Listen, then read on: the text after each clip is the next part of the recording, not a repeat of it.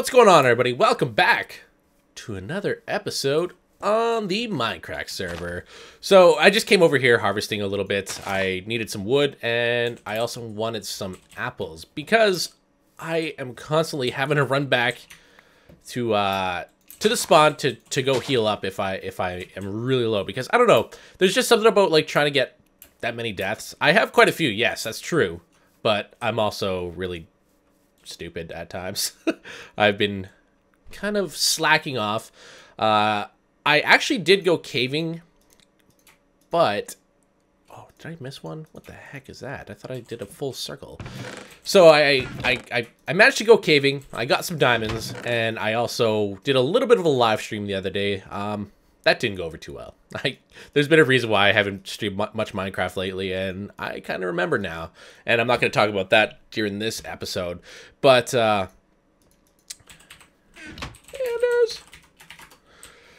I've done some stuff. I have finally progressed a little bit. I came down here. I now have a couple layers deep now. I actually got sick of switching back from like going to my shovel and my pick, and my diamond shovel, my diamond pick are now gone because I died.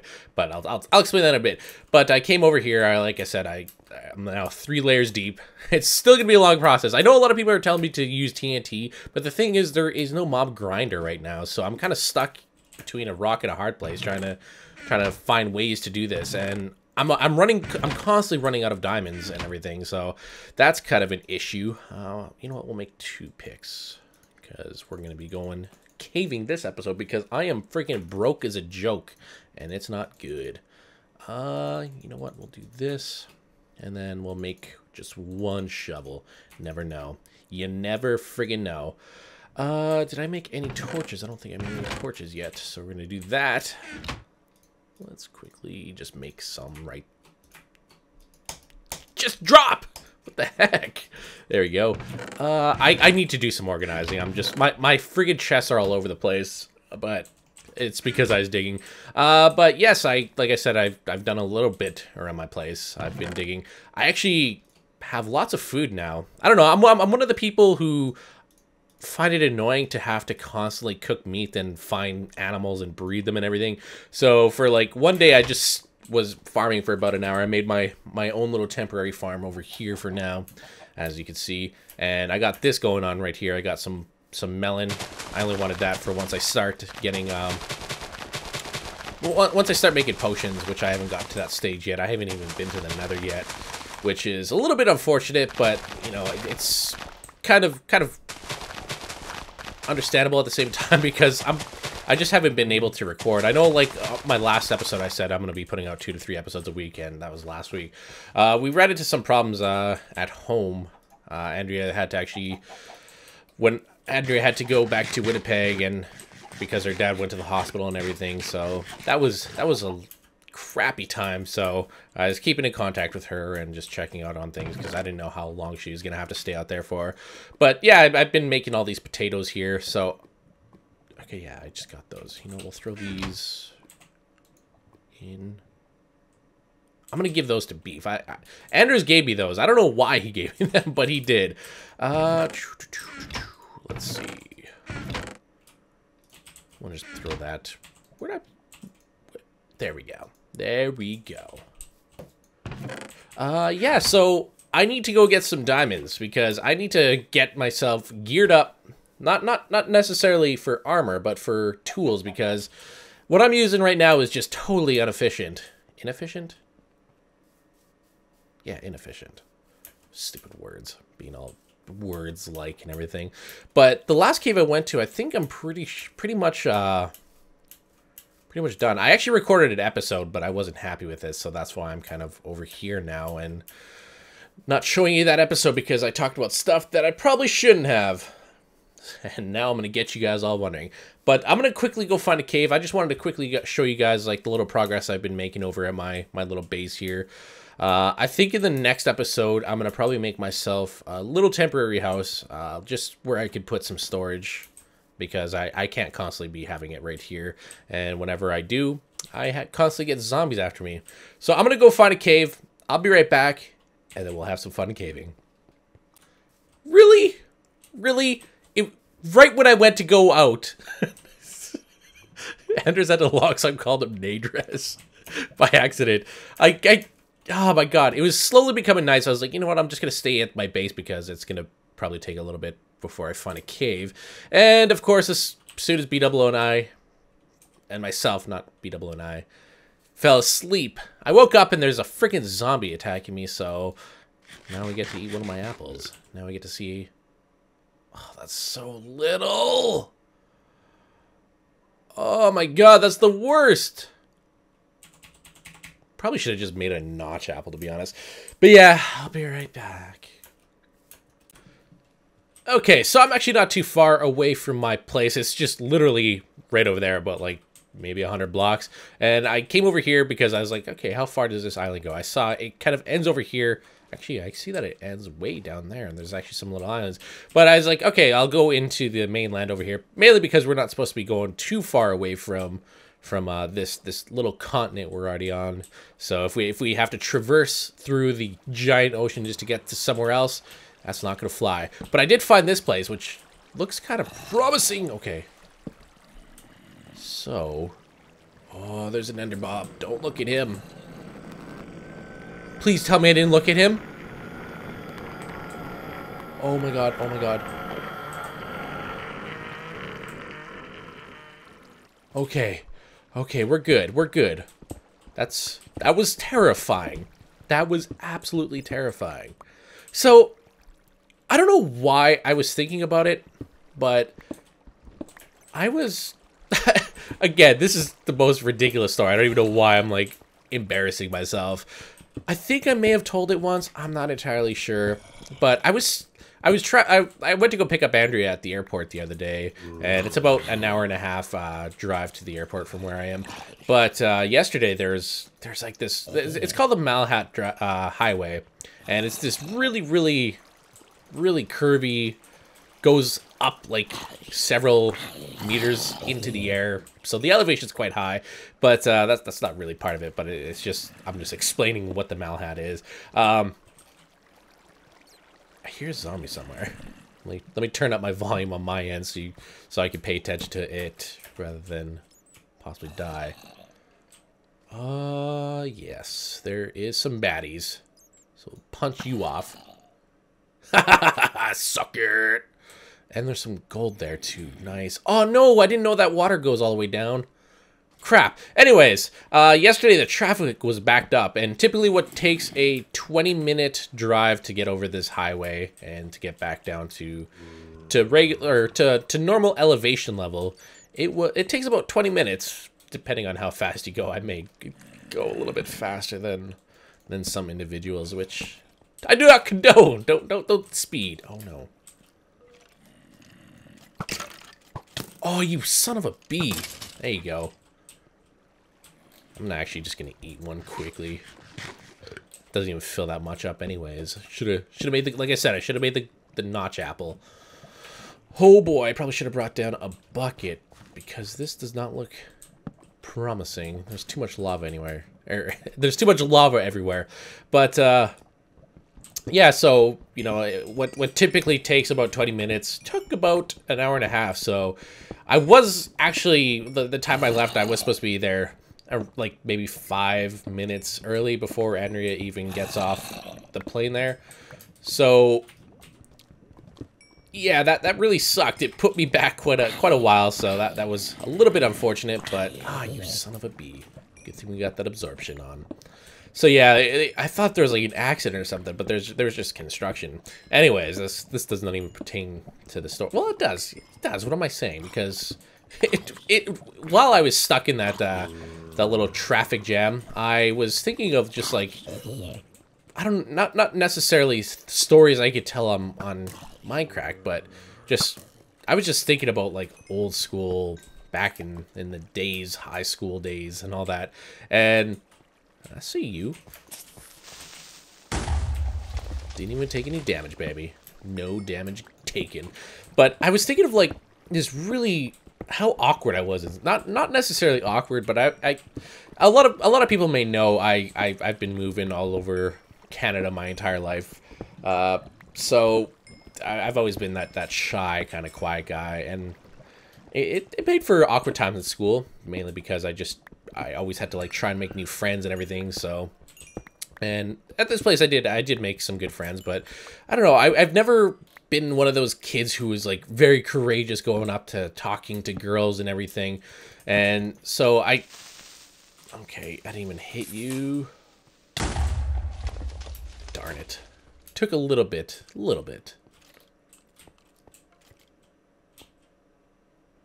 I heard that skeleton. Where are you? I want to fight you. Are you around here? There you are. No, I missed! No, he did miss!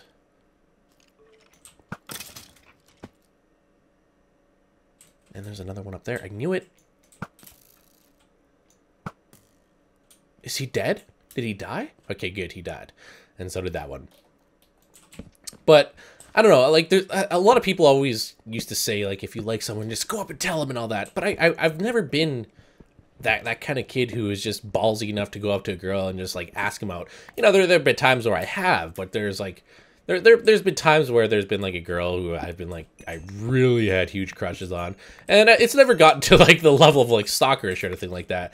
But I did find out, you know, who she was and all that, and then just by asking like my friends, and she was like one of the more popular girls in school, and so I got very infatuated with her. She was very beautiful and everything, and I could not stop thinking about her, and it got to the point where I started, and again, I didn't start writing poetry, okay, for the sake of her.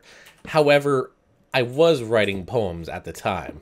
I was in like a very weird state. I used to write very weird emotional poetry, not like suicide poetry or anything like that, but you know, I used to write about like how not painful life is, but like, you know, there's been like times in my life where things just suck, so I just chose to write about it rather than, you know, doing anything stupid. And I actually have that book, and sometimes I take a look back at it, and no, the question is, or the answer to your question is no, I will definitely not be sharing any of these to her or to you guys. But I really liked writing poetry, and you know, it's got to the point where, you know, I told this one girl that I wrote a poem about her to a different girl, to like one of my friends, and she's like, wow, that's really good. And so there was times where even some of my friends, like, I don't know why they had them, but they had like poetry contests at school, or not poetry contests, just contests for like writing and everything. So, and they always suggest that I put some stuff in, and I never got the courage to do that. I don't know, sharing my emotions like that to people has always been weird. I don't know. I've always found expressing my emotions to people is quite difficult. I don't know. I'm just one of those. It's just been one of those things I could never do. But for this girl, I wrote a specific poem about her, and you know, how she's beautiful, blah blah blah. It was a very cheesy poem.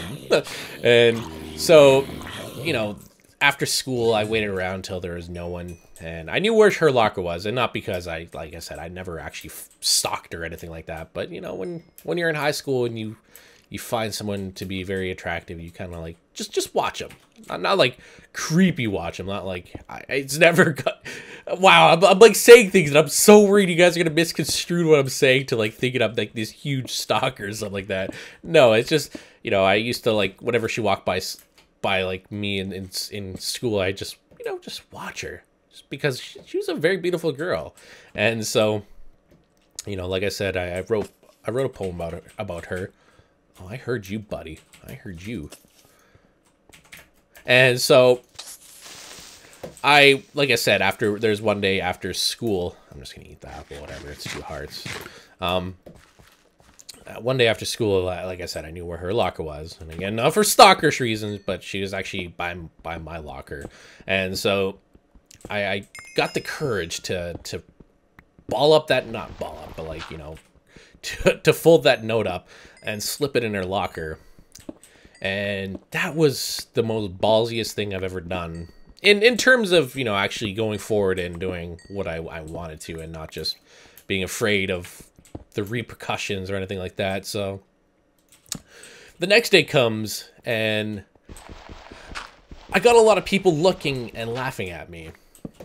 This was after school, of course. This wasn't the like as soon as I came in. And it wasn't like, you know, the typical cliche pointing and laughing, but I just had some people laugh at me. I could hear the snickering. And so after school, once it ended and I was like ready to go for my bus, the jock of the school comes up and asks me if I wrote that poem for her. And I forget her name, to be honest. I honestly do. This is like back in grade 9, I want to say. That was a long time ago. And this is, it's also, I failed one grade, so, and I'm not afraid to admit that I made some mistakes in my past, and I live with those mistakes, so whatever. So it's like an extra year on top of what people are used to. So he came up and asked me, I sheepishly just, like, yeah. And so he kind of just like, good poem, dude. And he just like kind of giggled. And so that kind of hurt my ego a little bit, having like the jock of the school, not the jock of the school, but you know, just having a jock come up to you and kind of make fun of you in that sense. And it wasn't like, you know, it wasn't like a blatant pick on. It was just like, you know, one of those, oh, you crap face.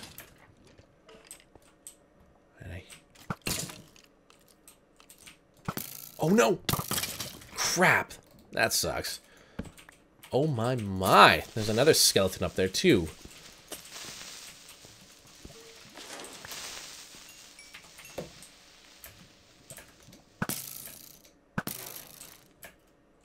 Come on.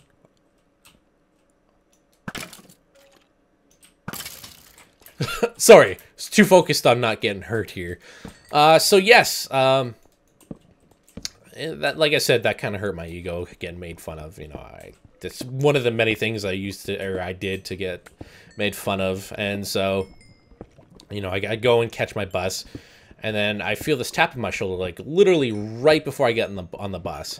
And this is actually when I was living up in Yellowknife. I forgot to mention that. So it wasn't like your typical, you know, yellow school bus or anything like that. It was just the city bus. They actually didn't have any yellow school buses. Everything was just city bus up there, and not part of the story. But anyways, like I said, I was just right about to get on, and I feel this tap on my shoulder, and it's the girl who I gave the note to, and I got butterflies in my stomach. Like, you know, it was like it was butterflies mainly because, you know, the girl who I was not in love with, but very much had a crush on, you know, was tapping on my shoulder, and they're face to face, and it was like, I've talked to her before in school, but never on terms or never in like, never like this, never like after I wrote a poem about her and gave it to her, and she asked me if what I said was serious, and,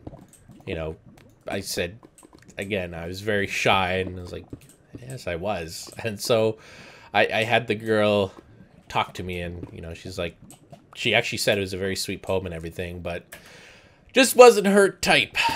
Just wasn't that good of a guy, I guess, to her. But, you know, I've learned some stuff from then, or because of that, you know, not to be too awkward, because even though the guy who came up to me was kind of a douchebag about it, the girl who I gave it to was actually quite nice, and we actually became Facebook friends for a bit. Yeah, that's back when Facebook was starting to come around. Oh wait, no, that was MySpace. Holy shit, that was a long time ago. But yes, it was MySpace, and we actually talked a little bit. Not like, you know, we hung out after school and went on parties and that. No, nothing like that. But, you know, she was actually nice enough to talk with me, and it wasn't like, you know, a pity talk or anything like that. You know, just we actually became somewhat of friends. Not outside of school or anything. You know, just it was awkward. It made for thinking about it just like cringes me a little bit, just thinking of that whole situation. But, you know, I felt that I wanted to talk to you guys about it, to let you guys know that awkward things happen to everyone, and, you know, whether or not it be self-inflicted awkwardness or just awkwardness that comes from just, I don't know, it's just weird. I don't know why I thought about it too. It's really strange how I was just like sitting in traffic and it's just like, yeah, this is awkward. So it was like, I just thought of it and I started to remember things and everything. And so I never actually stopped writing poetry because of that. I stopped eventually after I moved. I actually, like I said, you know, because I was kind of in a bad place. I just used that as a tool to express my emotions. So when I actually moved, I moved out to Ottawa and I actually gained some friends and all that. So that's actually kind of the reason why I'm here as well. Not this is completely different, but back in Ottawa, I was thinking about this the other day as well. Back in Ottawa when I was living out there, it's actually where I kind of got into more, I guess you could call, quote unquote, hardcore gaming. Please don't hurt me. And it's back when I actually started playing WoW because the friends I had who were actually the quote unquote popular kids of the school, you know, I was actually friends with them. I became kind of popular in a sense. I never liked that term. I don't know. I was just me, and you know, these guys were cool enough to bring me in their little group, and we became friends and everything. And that's where I picked up WoW. And I was thinking, you know, that Ottawa was really great for a couple of reasons. For one, that's where I started gaming more. I played video games every once in a while, but not to the extent of World of Warcraft gaming. So I had that, and I also was thinking that Ottawa is the place where I really got myself into YouTube. I was, like I said, living out in Ottawa. I forget where I heard of YouTube from, but I found it, and I was thinking the other day that I probably would not have started YouTube or if it wasn't for a certain individual that I used to watch who's still active actually, and I'm very shy about it because he's like the biggest inspiration for my YouTube career ever, and he's not even gaming. It's just his videos were amazing to the point where I actually started watching a lot of YouTubers and actually getting involved in a bit. I had a second account. I'm gonna probably this might be my last story. I don't even know why I'm bringing it up during this part after embarrassing myself, but yeah, I started watching YouTube. You know, this guy used to do vlogs of himself and all these really ridiculous vlogs, and I'll put a link in the description for his channel because he's a really awesome guy. Back in 2005, 2006, he won an award for like the best vlogger series, I believe, on YouTube. You can go check him out. It's youtube.com/thewinecone.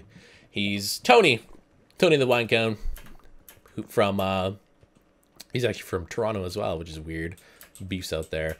But because of him, I actually started posting real life videos. Not like vlogs or anything, but I used to do some videos. And I'm not going to put those up. Those are actually privatized. They're on on one of my other channels, which some people may know, some people may not. But yeah, just because of him, I was thinking that he's the reason why I'm here today, why I'm doing things online, and is really awesome to think that Otto is like the biggest inspiration for my YouTube career because of just how many things happening. You know, I got involved in gaming more so than before, and also just that's where I got into YouTube. My account is, my old one's really old. I think is like maybe a couple months after YouTube started, maybe even I don't know, close to a year or something like that. But yeah, anyways, those are my stories of the day. I still got lots of caving to do.